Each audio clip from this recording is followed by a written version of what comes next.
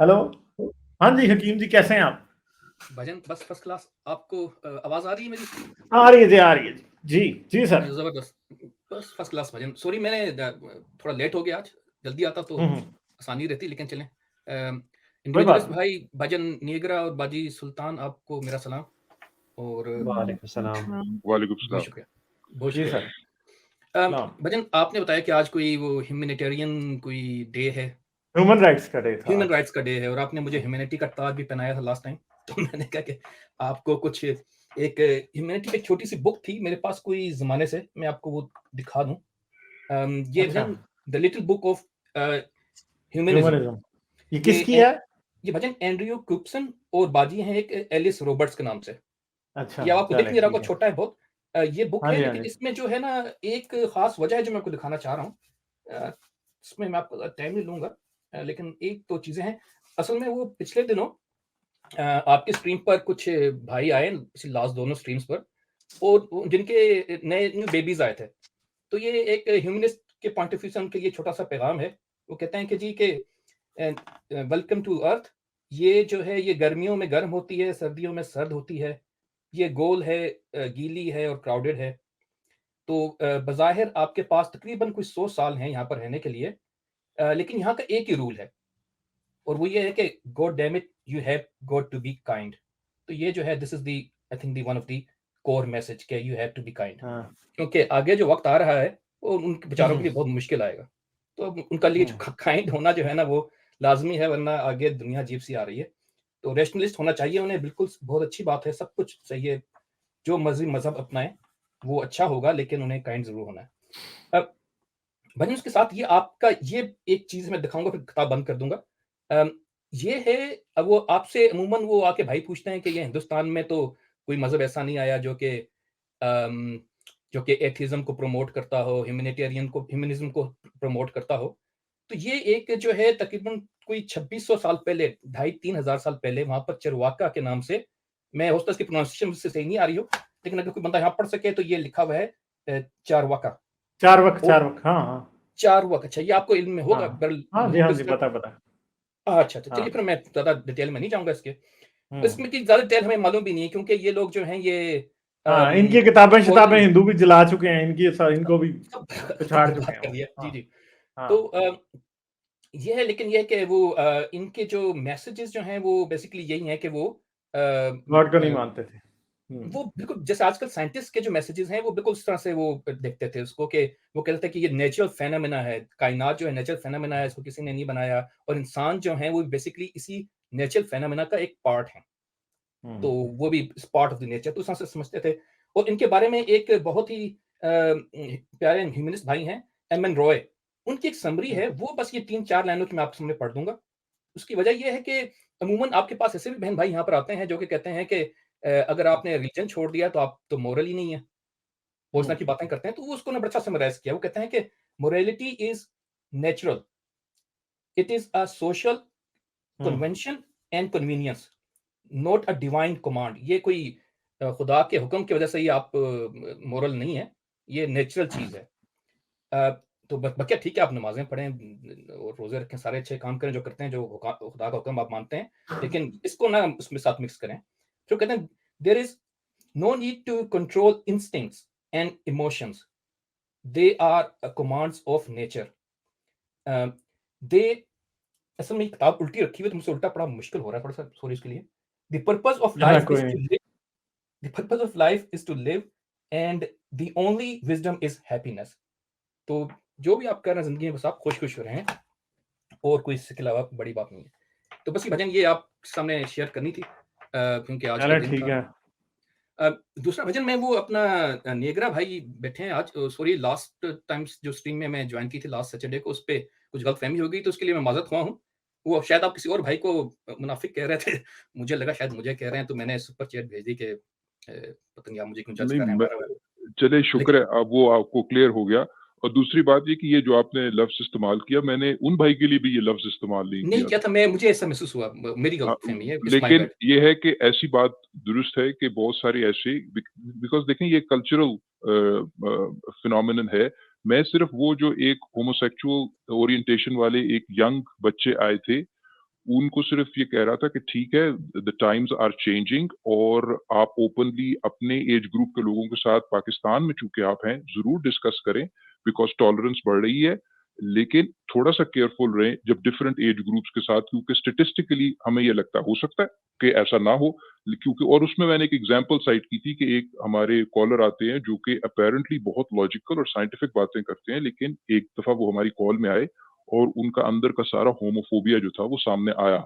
तो किसी जी। Untoward event से बचने के लिए वो जो नौजवान बच्चे थे उनको सिर्फ ये रेकमेंड कर रहे थे और वो डेफिनिटली आपकी तरफ नहीं थी नहीं, मुझे थोड़ी टारगेट। देर बहुत देर बाद जाके समझ में आया कि मैंने कहा ये तो हाँ। भाईजान किसी और का कह रहे थे। उनका असल में वो नाम आप उनका नाम दोबारा ना लीजिएगा, वो इंडिविजुअलिस्ट ने नाम ले दिया था उनका दरअसल, मिस्टेक नहीं हुई। इंडिविजुअलिस्ट हाँ ने यार, तो नाम ले वो दिया yeah, था। तो certainly. I उससे भी didn't आप want to cut you off. नहीं, नहीं, I know it was my that's mistake. Fine, लेकिन मैं कह रहा हूँ ये हमारे जो हकीम जी हैं वो उससे जाके वेरीफाई भी कर सकते हैं कि आई वाज़ नहीं, एक्चुअली नहीं भाईजान रेफरिंग टू मुझे समबडी यकीन एल्स। आ गया था आपने मुझे कोई फिर आयत का भी वो बताया, मैंने कहा लगता है वो कन्फ्यूजन हो गई है। और क्योंकि मुझे कन्फ्यूजन इस वजह से हुई क्योंकि उससे थोड़ी देर पहले ही आपने वो आयत का हवाला दिया था और वो मैं बीच में कभी सुनता हूँ, कभी उड़ जाता हूँ। खैर एनीवे हाँ, मैं बिल्कुल मेरी नहीं तरफ से कनेक्ट माज़रत। कर पाया था, आपने बल्कि उसमें कहा था कि जी आपको अपनी पुरानी क्या कहते हैं 20 ईयर हाँ, हाँ। ओल्ड कोई इस तरह के, वो ऑफ कोर्स आप ज़रूर गालिब के साथ शेयर करें गालिब भाई के साथ पब्लिकली शेयर ना, करता हूँ। वो ज़रूर करें, वी विल बी हाँ जी, हैप्पी हाँ टू जी। लुक एट दैट, लेकिन वो मैं उसको कनेक्ट नहीं कर पाया था। आप जारी रहें। So it's all good. चलें, जी। ठीक है। हकीम जी आपको और बात करना चाहते हैं? मैं भजन वो 2-4 मिनट और लूँगा क्योंकि वो अच्छा, जी, जी। नियाग्रा भाई ने उसमें एक आयत का रेफ़रेंस दिया था जो कि गुलामों और लौंडियों, मैं असल में रीजन से उसमें भाग रहा हूँ, मैं नहीं चाहता दोबारा हम कभी बहस करें, तो ये लास्ट टाइम है, वो भजन ने ज़िक्र कर दिया था तो मैंने कुछ चीज़ें इसके लिए निकाल के लाया हूँ। इसको मेरी ओपिनियन समझिएगा, मैं कोई किसी को कन्विंस नहीं करना चाह रहा, वो वैसे भी बहुत ही मुश्किल टॉपिक है लौंडियों और गुलामों वाला। तो मैं तो खुद पता नहीं मुश्किल से अपने मामले चला रहा हूँ। मैंने पहले भी अर्ज़ की थी, मैं किसी का ठेका नहीं ले रहा। जिसको मुसलमान होना है, जिसको जो करना है अपनी मर्ज़ी से हो। तो भजन उसमें ये था कि वो आपने कहा था कि वो जो आप जो हैं वो सिर्फ़ जो है वो मामले सिर्फ़ अपनी लौंडियों से कर सकते हैं या अपनी बीवी से कर सकते हैं। उसका आयत का मिल्क मतलब ये बनता था उनके जी, मिल्क यमीन की टर्म। बल्कि यकीन से कर सकते हैं ग़ालिबन और अपनी बीवियों से कर सकते हैं और किसी से नहीं कर जी। सकते। तो उसके बारे में भजन मैं आपसे अर्ज़ करूँगा कि थोड़ा-सा उसको पस मंज़र दे दूँ कि ये जो इस्लाम जो मज़हब आया है मेरे हिसाब के मुताबिक ये जो है ये ईसाई, यहूदी और हनीफ ये 3 कौमें हैं। हनीफ जो है बेसिकली उनको कहते थे जो कि ये बड़े मिस्टीरियस लोग हैं क्योंकि ये अब नहीं एग्ज़िस्ट करते, सारे इस्लाम में कन्वर्ट हो गए थे। ये वो लोग हैं जो कि जिन्हें कहा जाता है इनके बारे में कि हज़रत इब्राहीम अलैहिस्सलाम और मोनोथेइस्टिक थे और हज़रत इब्राहीम अलैहिस्सलाम को फ़ॉलो करते थे। तो ये उनके अंदर के उन्हीं कौमों के दरमियान में एक रिफ़ॉर्मेशन की एक मूवमेंट थी, जितनी मुझे समझ में आई है। और बज़ाहिर हो सकता है कि नबी पाक सल्लल्लाहु अलैहि वसल्लम उसको कमांड कर रहे थे या और भी उनके साथ बिलीवर्स थे। मैं I am not gonna give you my verdicts on it, लेकिन कुरान की एक आयत है सूरह बकरा की 135 वो इसको पॉइंट आउट करती है। मैं इसको चैलेंज जाऊँगा, टाइम कम है हमारे पास। और उसके साथ-साथ जो है ना वो एक और आयत है सूरह बकरा की ही 177 उसमें वो कहते हैं, अल्लाह मियाँ कहते हैं कि आप जो हैं वो राइटियसनेस जो है वो ये नहीं है कि तुम जो है मशरिक की तरफ मुँह करोगे या मगरिब की तरफ मुँह करोगे किबला करने के लिए। जैसे मुन होता है कि रिचुअल्स को बहुत फॉलो कर रहे हैं ये लोग। तो उन्होंने कहा राइटियसनेस ये नहीं है, बल्कि राइटियसनेस इनको बताते हैं जी कि आपको ईमान लाना है अल्लाह पर, आखिरत पर, एक पूरी लिस्ट जाती है। उसके बाद वो जो उसी लिस्ट में वो कहते हैं कि और आपको राइटियसनेस ये है कि आपको गुलामों को रहा करना है। तो मैं आपसे वो अर्ज़ ये कर रहा हूँ जो पहले जो आपसे बात की थी कि वो एक्जिस्टिंग जो है वो सिस्टम था, उसकी वजह ये थी कि वो ऑलरेडी एक्जिस्टिंग कॉन्ट्रैक्ट्स मौजूद थे, लोग गुलाम ऑलरेडी बाउंड थे लोगों के साथ और उनको वो जो कॉन्ट्रैक्ट्स थे वो पुरानी कौमों के भी थे और ये उन्हीं कौमों के दरमियान में आया है। तो उस वजह से वो उनको एकदम रिलीज़ नहीं कर सकते थे फॉर मल्टीपल रीज़न्स अबॉलिश नहीं किया इस्लाम ने। मैं एग्री करता हूँ अब जाके हुआ है और मैं इस बहस में भी नहीं जाऊँगा कि ये मुसलमान नहीं कर पाए। मैं अपनी गलतियाँ, अपने मुसलमान भाइयों की गलतियाँ एक्सेप्ट करता हूँ। लेकिन ये है कि उसमें सिर्फ़ और सिर्फ़ जो नुकता जो है वो ये है कि वो जो मज़हब आया है वो कोई ऐसी कोई नई कौम कोई जैसे कि मसलन कोई वो क्या कहते हैं ब्लेड रनर अगर आपने नहीं देखी हो तो उसमें ये दिखाते हैं कि जो कोई पूरी एक क्लोन कर दी होती है कौम और उसके अंदर मेमोरी जो है वो इम्प्लांट कर देते हैं, उनको लगता है कि वो ऐसा तो ऐसी कोई फैसिलिटी नहीं थी, एग्जिस्टिंग लोगों को ऊपर ही ये मामलात थे। तो उन्हीं के अंदर जो कॉन्ट्रैक्ट्स हुए हुए थे तो उसके हिसाब से था, लेकिन रहा करने का भी है। उसके अलावा उन्हें जो है प्रोस्टिट्यूशन जो हुआ करती थी लोंडियों में, उसके ऊपर भी एक आयत है जो 24:33 है कि आप अपने गुलाम और लोंडियों को प्रोस्टिट्यूशन पर जबरदस्ती फोर्स नहीं कर सकते अपने वर्ल्डली गेन के लिए। ये बिल्कुल इस तरह से यही इसके अल्फाज हैं, जबकि वो पाकदामन रहना चाहती हो। आप जाकर उसको देख सकते हैं। और ये है कि फिर उसके बाद इनके साथ बहुत काइंड रहना है। इसकी भी एक आयत है 436, उसमें वो कहते हैं कि इन साथ आप इस तरह से काइंड रहें जैसे आप वालिदैन से, रिश्तेदारों से, मोहल्ले वालों से, अपने दोस्तों से, उससे अपने गुलामों से आप काइंड रहें। तो कहने का मतलब ये कि ऑब्वियसली ये नहीं वो सारे मसले खत्म हो सके, लेकिन और वो जो आयत आपने रेफर की थी वो भी एक प्रिविलेज नहीं थी, रिस्ट्रिक्शन थी कि भैया आपने अगर शहावत का काम करने हैं, मैं पर बाजी बैठी है उल्टे से ना अल्फाज ना इस्तेमाल करूं, लेकिन यह कि वो यही था कि आप जो है आपने इनको रिस्ट्रिक्ट किया था कि आपने उसमें करने और उसके ऊपर भी रिस्ट्रिक्शन लगाई थी, उनके लिए आसानियां की थी। भाईजान बस मेरा यही पैगाम था। और एक और भी था कि मैं मगर कोशिश करूंगा हकीम कि जी, जी ये भाईजान, वैसे गुलामों से अच्छा सलूक करने का लॉज और बातें तो हर जगह रही हैं। वो तो इवन के जी, रोमन्स का जो रिपब्लिक लॉ था उसके अंदर भी गुलामों से अच्छे सलूक की बातें थी। जी, लेकिन इन इस तो मुआशरे आप में ये कहीं नहीं, फिर जी, इस्लाम को कोई इम्तियाज नहीं दिया जा सकता। भाईजान मैं गालिब नहीं जी, जरा मैं थोड़ा-सा हकीम जी की जो बड़े उन्होंने जी अच्छी बातें की उनको ज़रा पॉइंट बाय पॉइंट थोड़ा-सा एड्रेस कर लूँ? जी जी जी जी जी जी जी, सर, जरूर। अच्छा, थैंक यू हकीम जी। आपने बड़े अच्छे तरीके से एक्सप्लेन किया और बाय एंड लार्ज ये नुक्ता नज़र आपका गुलामी के ऊपर और जो है ये अलाइन कर रहा है गामदी साहब से, ठीक है? और आपकी अपनी इंडिपेंडेंट थिंकिंग है ये ऑब्वियसली लेकिन वो अलाइन कर रहा है तो उसको हम कई अच्छी बात दफ़ा अपनी स्ट्रीम में एड्रेस कर चुके हैं। मैं सही उसको जल्दी से क्या कहते हैं उसको समझ रिस्पॉन्ड करना जी, चाहूँगा। पहली ज़रूर, बात ये कि वो जो 23-5 है, एज़ फार एज़ उसकी जो लॉजिकल अंडरस्टैंडिंग गोज़, मेरा सिंपल पॉइंट उसमें ये था और वो एक और साहब आए थे जिन्होंने कहा था कि अच्छा क्या लौंडियों के साथ सेक्स परमिसिबल है कि नहीं? तो वो कुरान की आयत अनएम्बिगुअस है उसमें क्योंकि वो कह रही है कि अपनी शर्मगाहों की हिफाज़त करो सिवाय इल्ला अज़वाजुकुम अपनी बीवियों से या मिल्क यमीन से।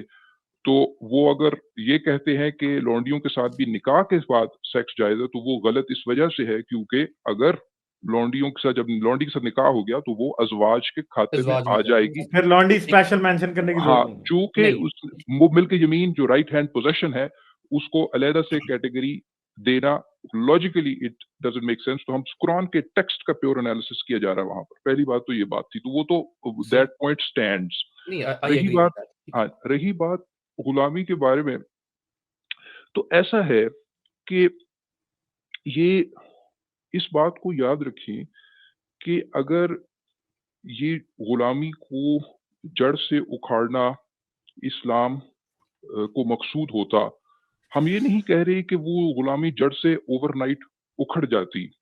लेकिन जी, as far as the canonization is concerned कि आपने एक चीज़ को कोडिफ़ाई करना है और कैनोनाइज़ करना है, तो एक अनएम्बिगुअस गाइडलाइन तो आ सकती थी कि वो गुलामी एक इंतहाई इंसानियत सोज़ अमल है, एक इंतहाई कबीह अमल है, ठीक है? जिस तरह हम सूद की अक्सर मिसाल देते हैं कि सूद के बारे में अनएम्बिगुअसली आ गया, वो ओवरनाइट खत्म नहीं हो गया, वो चलता रहा। तो किसी चीज़ का ओवरनाइट खत्म होना, इम्प्लीमेंट करना तो इंसानों ने क्या कहते हैं करना है, लेकिन उसकी जी, कोडिफिकेशन और कैनोनाइज़ेशन होना, वो अगर कोई डिवाइन सोर्स है, तो उसकी तरफ से अनएम्बिगुअस आना चाहिए था। अदरवाइज़ आप कहते हैं कि जी God is also trying to like pander to the gallery and playing to the gallery और वो एक पॉलिटिकल करेक्ट मैसेज देने की कोशिश कर रहा है। तो इसमें हम बड़ी कई दफ़ा ये बात कर चुके हैं।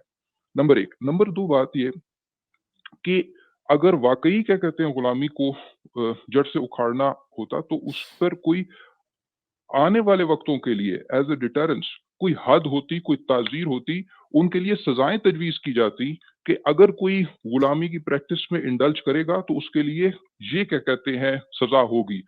और मगर आपको सही, ना कोई ताज़ीर नज़र आती है, हद तो ये है कि कोई आपको बाकी तमाम ताज़ीरात नज़र आती हैं, लेकिन कोई क्या कहते हैं ना हद है, ना ताज़ीर है, तो उसको डिटरेंस के तौर पर रखने के लिए। अब चूँकि ये बात हो गई कि कुछ गुलामी के अंदर आने वाले वक़्तों में जिसने प्रैक्टिस करना उसके लिए कुछ सज़ा तजवीज़ नहीं की गई आपकी कोडिफ़िकेशन में। I think that's a very big deficiency. और कहीं कमिंग कंडेम भी नहीं किया गया। हाँ, कंडेम कहीं कंडेम नहीं किया गया। एक्सप्लिसिटली कंडेम भी नहीं किया गया। कंडेम नहीं किया रही गया। बात जो आपको फिर जो रेसिपी दी गई है और अगर आप वो गामदी साहब का एक क्लिप बड़ा चलता है, जिसमें वो कहते हैं कि जी जो मुकातबत है वो आज़ादी का परवाना जो है वो पकड़ा दिया है। मैं गांधी साहब को कोट कर रहा हूँ, उनके अल्फाज हैं ये कि जी, बिल्कुल मुकातबत कीजिए। का जो मैकेनिज्म जो है वो गुलामों को आपने दरअसल आज़ादी का एक परवाना दे दिया है। जी, देखिए कैसे वो अ, अल्फाज को मुसफ़्फ़ा करके एक इंतहाई कबीह चीज़, मुकातबत अपने अंदर एक इंतहाई कबीह चीज़ है। Give me 2 to 3 minutes and I will elaborate on it hmm, कि और जी। कि मुकातबत क्या चीज़ है, हम कई दफ़ा डिस्कस कर चुके हैं गालिब के हाँ साथ कि ये वो है कि जी जो एक नहीं, गुलाम मैं है। नया-नया मेंबर बना, मुझे नहीं हाँ अंदाज़ा, जी, सॉरी, वो कंटिन्यू लेकिन कीजिए। आप तो जानते होंगे ना, मतलब आपका तो कुरान का नहीं, इल्म है, मुझे मुकातबत नहीं, मैं कोई मुकातबत हाफ़िज़ नहीं हूँ, मैं कोई आलिम नहीं हूँ, मैं तो बस ये आपने वो बात कही थी तो मैं सीधी अच्छा, बात, सच्ची चलिए बात फिर कहूँ, मैंने तो आपके कहने पर थोड़ी-सी गूगल पे रिसर्च की है, आयतें ढूँढी हैं, वो मैं आकर बताई हैं। चलिए फिर मैं मुकातबत इसलिए कह रहा हूँ, आइंदा मुझे मैं रिलीजियस चलिए बहस में फिर जाऊँगा भी नहीं। सॉरी, चलिए फिर कंटिन्यू करिए। मुकातबत पे थोड़ी-सी बात कर लेते हैं। हाँ जी, जी। Ghalib will definitely have a lot to add to that. तो मुकातबत वो एक मैकेनिज़्म है जिसके ज़रिए एक जो गुलाम है, वो अपने मालिक जो उसका मास्टर है, उसके साथ एक पेमेंट कॉन्ट्रैक्ट में जा सकता है कि मैं आपको किश्तवार इंस्टॉलमेंट प्लान में इतने पैसे कमा के देता रहूँगा, ठीक है? और फिर उसके बाद मुझे आज़ादी मिल जाएगी, ठीक है? जी। अब बात ये है कि इसको दरअसल 2433 में है, ये मैंने नोट की थी, हाँ टाइम जी, हाँ कैंपस जी। ने बताया। जी, बिल्कुल, इसी बताइए। इसी को मैन्यूमिशन कहते हैं, बाकी जगहों पर भी ये प्रैक्टिस होती आई है। अब ये अपने अंदर इतनी कबीह चीज़ है, इतनी इंसानियत सोच चीज़ है मुकातबत। सबसे पहली बात तो ये है कि ये वो इंस्टॉलमेंट प्लान में भी जा सकता है, वो डाउन पेमेंट भी कर सकता है राइट अवे। ये एक डिस्क्रिमिनेशन है ऐसे गुलाम और उन गुलामों के दरमियान जो कि जिनके पास अभी फाइनेंशियल रिसोर्सेज हैं जो कि इमीडिएटली अपने आप को आज़ाद करवा सकते हैं। और एक ये कि जी वो इंस्टॉलमेंट प्लान में कमाए और फिर क्या कहते हैं उसको रीपे करे। खराब इस वजह से है ये कि होता क्या है, एक तो ज़ाहिरी बात है कि मुफ्त की कमाई हासिल करने के लिए कौन नहीं क्या कहते हैं रेडी होगा। तो एक तो आपने उसको गुलाम बनाया, फिर उसको अपनी गुलामी आपसे खरीदनी पड़ रही है, ठीक है? उसके बाद ये कि ये एक इतना कबीह निज़ाम है to get rid of the older slaves when they become a liability. आपका जो मेल स्लेव होता है उसका भी एक बेस्ट पीरियड होता है जब अपनी वो फुलनेस ऑफ स्ट्रेंथ पर होता है। तो after a period of time that slave becomes a liability. अगर अनफॉर्चुनेटली वो कोई फीमेल स्लेव है तो उसका कोई फर्टाइल पीरियड होता है। आफ्टर अ व्हाइल क्या कहते हैं उस वो भी लायबिलिटी उनके पर्सपेक्टिव से बनती है। तो बेसिकली मुखातबत एक इंतहाई इंसानियत सोच मैकेनिज्म है to get rid of older slaves and to replace them with newer slaves. अरे! जी, और ऐसा होता भी आया। गालिब इस पर हिस्टोरिकली आपको ज्यादा रेफरेंसेस देंगे। सही, और ठीक दूसरी है। बात यह है कि मुकातबत की कीमत मालिक ही तय करता था। और अच्छा, आपको पता है कि हजरत उमर का कत्ल भी इसी वजह से हो गया था कि लुलू फरोज जो था वो आया और उसने किसी के साथ मुकातबत की हुई थी और उसने आके हजरत उमर से कहा कि इसने मेरी कीमत बहुत रखी है ज्यादा। तो हजरत उमर ने उसे कहा और उन्होंने हजरत उमर ने उस मालिक के हक में फैसला दे दिया। तो लुलू ओह! फिरोज अच्छा, को इस बात पे बड़ा एतराज था कि ये जी गलत फैसला दिया। वो क्या करता था, वो चक्कियां जी। बनाता था। तो हजरत उमर ने उसे कहा कि तुम मुझे भी एक चक्की बना के दे दो।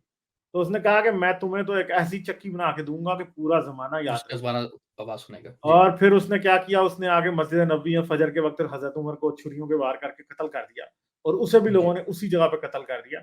तो ये चीजें जो है ना, ये ऐसी हैं कि और कीमत का तय करना और चीजें कंडीशंस, और जब तक वो पूरे पैसे नहीं दे देता था तब तक। और सेकेंडली कि तब भी वो लायबल होता था, मालिक उसको मिला सकता था कि जिस दिन मर्जी वो उससे काम करा ले, ये भी बस भाईजान, करा सकता आप था। ये सब सही कुछ इस्लाम में। आप और सही आप कह ये रहे देखिए हाँ हैं। जी। कि जी, एक आखिरी बात एक ये कि देखिए ये तो निटी-ग्रिटी इस्लाम तो आपको निटी-ग्रिटी हम्म, बता रहा है, मोडालिटीज़ बता रहा है, डिटेल्स बता रहा है, गुलामों हम्म, के साथ डील करने में। यानी बेसिकली वो एक इंतहाई ऑर्गेनाइज़्ड और इंस्टीट्यूशनल अंदाज में गुलामी के इंस्टीट्यूशन को कंटिन्यू रखना चाहता है। वो तो आपको प्रॉपर डिटेल निटी-ग्रिटी तरीके बता रहा है बता रहा डाउन है। टू द लोअर लेवल कि भई ऐसे करना है, ऐसे करना है। इसके बरक्स के जी एक अनएम्बिगुअस गाइडलाइन आए हाँ कि जी ये एक कॉन्डेमनेशन आए कि इंतहाई इंसानियत से गिरा हुआ अमल है। आइंदा नहीं करना, ठीक है, इम्प्लीमेंटेशन प्लान दे दे कि एक्स नंबर ऑफ इयर्स में आप आहिस्ता-आहिस्ता गेट रिड ऑफ इट, उसके बाद किसी ने किया तो उसको सजाएं दी जाएंगी। ये एक हाँ। क्रिमिनलाइज्ड एक्ट है। ये हम एक्सपेक्ट करते अगर कोई डिवाइन सोर्स होती, तो ये लगता है कि जैसे इंसानों ने अपने दिमाग के मुताबिक उस वक्त की नॉर्म्स के मुताबिक कुछ करने की कोशिश की है। खालिसतन इंसानी हाथ लगता है इसके पीछे, कोई डिवाइन हाँ, ये सोर्स बुद्धा मैन ने आप वाली ही बात की है। इन्होंने कहा है प्रॉफिट और इस्लाम could have said that let's make a 10 or 50 year plan to abolish slavery and other economic plan they should mention in the last खुतबा। उन्होंने कर देनी चाहिए थी बात। एक बात मेरे ज़हन से निकल गई है जो मैं यानी करना जिस चाह तरह रहा कहते था। हैं हाँ, ये ग्रेस पीरियड, गालिब जिस तरह कहते हैं ये ग्रेस पीरियड है, इसके बाद ये एक्ट क्रिमिनलाइज होगा। हाँ, चले हकीम जी, आप हमें जरा ये बताएं, आप कैमरा कौन सा यूज कर रहे हैं? आप बड़ा आला कैमरा यूज कर रहे हैं। आई लाइक टू अरे हैव दैट। वो मैं आपको बता दूंगा। आप कभी आपको मैं ये जो है ना, मेरे पास एक नहीं कोई 3-4 कैमरे लगे पड़े हैं। मैं आपको अपने स्टूडियो का टूर दे दूंगा किसी वक्त। अच्छा, मैं बस जो चलें। है ना ये, हाँ वो मैं दिखा दूं किसी दिन मैं आपको ये जो है ना नहीं, कीमती आप वैल्यू ये को वाला बता दें, ये वाला ये जो बता है दें, ये कौन ये सा है? भजन ये ल्यूमिक्स S1 है। ये मैंने लिया था, ये मैं टूरिज्म करता था, जाता था, दुनिया जहान घूमी है मैंने। अच्छा, तो वो पाकिस्तान में मिररलेस है ये? ये मिररलेस है, ये S1 है, हाँ, फुल फ्रेम है ये इसका। और ये अब आजकल तो अच्छा। बहुत सस्ता मिल जाएगा। मैं तो तकरीबन इसके 3000 साथ आप पाउंड का डमी लिया। बैटरीज वगैरह यूज करते हैं? बिल्कुल, मैं इसके साथ चार्जर डायरेक्ट भी, ये बैटरी चल, मेरा दूसरा हाँ, कैमरा जो डमी उसकी बैटरी बैटरी यूज खत्म हो गई थी करते हैं। सुबह पहले शुरू में। ये हाँ, जो बड़ा जो कैमरा है, ये डमी हाँ, बैटरी नहीं है भजन, ये डायरेक्ट यूएसबी-सी से कनेक्ट करते हैं, चार्जिंग चलता रहती है इसकी। हाँ, वो कुछ कैमरेज ऐसे भी आए हुए हैं जो चलते तो हैं। ये ये भी सोनी वालों ने 3-4 ऐसा साल, निकाला था। ये नहीं नहीं, S1 ये जो है, तो लेजेंडरी कैमरा है जी जो आप यूज कर रहे हैं। ये भजन ये 3-4 साल पहले मैंने लिया जब हाँ, बैक ऑर्डर पता पे, है, और उसके पता है। बाद मैंने बहुत घूमा हूँ हाँ, पाकिस्तान में इसके साथ। तो आजकल वो कोविड के बाद बंद है, तो मैंने कहा चलिए इन कैमरों को यहीं पे लटका देते हैं ऊपर नीचे। चलें ठीक तो है, चलें सर, ठीक है, भजन थैंक यू फिर। भजन मैं जी ये जी। भजन की ये की जो बात जो थी, आप लोगों की बातें मैंने सुनी, मैंने बस उसमें 1-2 बातें कहूँगा। आपको लगेगा कि मैं एपोलोजेटिक हो रहा हूँ, लेकिन सो बी इट। मैं बिल्कुल हाँ, आपकी बातों से एग्री करता हूँ। आप भाई जो भी कह रहे हैं, आपके एनालिसिस जो हैं आज के वक़्त के हिसाब से बिल्कुल स्पॉट ऑन है। सिर्फ मैं 1-2 बातें कहूँगा इसमें बारे में भजन। एक तो ये है कि जो इस्लाम है ना, इसका जो मिशन, जो मूवमेंट का जो मेन पर्पस था, जो मुझे दिखता है, वो था मोनोथीज़्म को प्रमोट करना विदिन पैगनिज़्म, एक चीज़। और वो जो मेन मिशन था, उसके ऊपर वो सैक्रिफाइस नहीं करना चाह रहे थे, जो भी मूवमेंट थी। मेरी बातों थोड़ी-सी, मेरी अपनी बातें जो हैं वो उसको प्लीज़ वो don't try to read within the lines, क्योंकि चक्कर ये है कि इसमें ये बातें इतनी कोई कंक्लूसिवली मैं भी नहीं कर सकता। मैं सिर्फ़ अपनी ओपिनियन दे रहा हूँ। उसमें होता ये है भजन कि देखें, अब कुरान की जो अगर आप देखें तो उसमें ये मुझे पता है, मुताबिकत आप बता मना मुझे वर्ड नहीं आता, लेकिन उसमें ये है कि उसकी मुकातबत, भी मुताबिकत जो है, मुकात मुकातबत। जी, तो वो जो है वो उसके पूरे क्या कवानीन थे, क्या वो कुरान में नहीं हाँ, होगा। वो तो सिर्फ़ मोटी-मोटी बात की थी कि एक ही बात है कि जी आप अपनी जो गुलाम है अपनी आज़ादी खरीद सकते हैं। उसकी तमाम डिटेल जो थी ये इंसानों को करनी थी। आई नो कि इट शुड बी डन, लेकिन उसमें एक तो मैंने आपसे अर्ज़ की कि इस्लाम में बहुत सारी ऐसी चीज़ें हैं जो कि होनी चाहिए। जैसे शराब है, शराब हराम कुरान में नहीं है। ठीक है, मैं अब आपको अपने बारे में ज़्यादा नहीं बताऊँगा, लेकिन पहले बहुत बदनाम हूँ। लेकिन एनीवे ये है कि जो आपने बता दिया जो आप बताना चाह रहे थे। बस चलें आगे। सुन लिया ना आपने। मैं इसको क्लियरली कह दूँगा ना भाई, पहले मेरे पीछे बड़े फतवे लगे पड़े हैं। तो वो ये है कि जो वो हराम नहीं है, लेकिन ये क्या उसके बाद जो है वो कोई 100 साल 200 साल बाद वो हराम हो गई, बैन हो गई, सब कुछ हो गई। ये चीज़ें जो हैं गुलामी का भी उनको रहा करने का जो है वो कहा तो गया, और बहुत जहाँ पे कहा खुदा को पर ईमान लाने का, वहाँ पर उनको उसी जगह पर उसी आयत में रहा करने का। अब उसको इंसेंटिव यही था। अब ये कि उसके ऊपर क्या होना चाहिए था। मैं वो एक हमारे डॉक्टर साहब हैं, डॉक्टर डेविड सिंक्लेयर, ये अमेरिका में एजिंग बहुत बड़े, एजिंग आप जानते एजिंग के होंगे। ऊपर हाँ, जी, जी। सर्टुइन्स की रिसर्च है उनकी। रेड वाइन पीते हैं बहुत। रेड वाइन पीते हैं वो क्या कहते हैं कि रेड वाइन के अंदर एक Resveratrol is the रोज़वेट्रोल, हाँ, molecule in that. हाँ, रोज़वेट्रोल हाँ, वो हाँ, रखा हुआ मैंने भी हाँ, रोज़वेट्रोल। खैर हाँ। एनीवे, मैं उनका बहुत बड़ा फैन हूँ, बड़े अच्छे प्यारे आदमी हैं। वो कहते हैं कि there is no perfect molecule. तो ये बात यही है भजन, कोई चीज़, कोई निज़ाम, कोई चीज़ मॉलिक्यूल ही नहीं, हम भी मॉलिक्यूल्स के ही एक कॉम्बिनेशन है। कोई चीज़ दुनिया में परफेक्ट नहीं है, आपने लाइन ड्रॉ करनी होती है। तो इसका मतलब फिर आप ये नहीं कह सकते कि इस्लाम खुदा का मज़हब है? भजन वो तो मेरा ईमान है क्योंकि ना, मैं इसको खुदा मैं का होता तो फिर सुनिए परफेक्ट होता ना।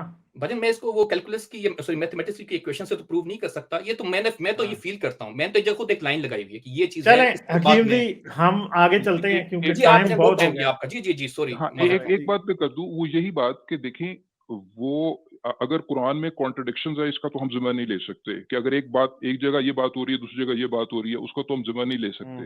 लेकिन ये जो वेरी कॉन्सेप्ट है ना, अपनी आज़ादी को खरीदना एक गुलाम के लिए, जो मुकातबत का कॉन्सेप्ट है, ये इंसानियत से मुताबिकत नहीं रखता। जो मुकातबत है वो इंसानियत से मुताबिकत नहीं रखता।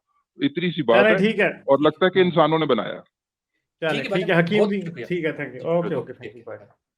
लाइक, शेयर और सब्सक्राइब करना मत भूलें। इसके साथ साथ आप मेरे चैनल को पेट्रियन पर सपोर्ट कर सकते हैं। पेट्रियन का लिंक वीडियो की डिस्क्रिप्शन में है।